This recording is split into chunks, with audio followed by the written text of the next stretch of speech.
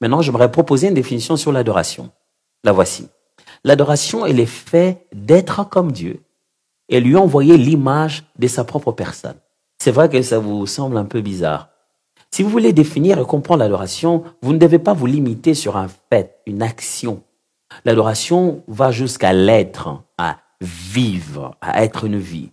Quand Dieu a créé l'homme, il l'a créé pour être à son image et à sa ressemblance. Et lorsque Dieu a créé l'homme, c'est pour que l'homme soit.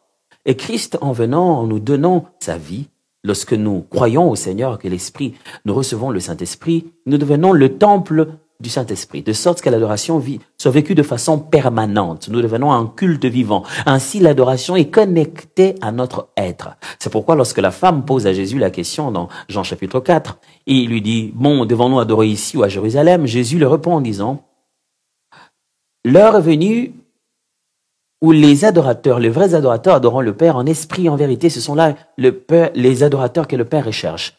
Jésus, on ne parle pas d'adorateur ici. Moi, je t'ai demandé où se fait l'adoration. Mais Jésus change le focus de la question et change le point central de la question. Le problème n'est pas l'adoration en soi. Le problème est l'adorateur. C'est l'adorateur qui donne l'adoration.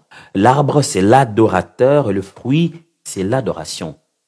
On ne peut pas avoir une vraie adoration d'un faux adorateur. L'adoration est l'activité et celui qui la rend, c'est l'adorateur. L'adoration est une offrande et le sacrificateur, c'est l'adorateur. Donc la véritable adoration, c'est être en réalité. C'est être tel que Dieu est.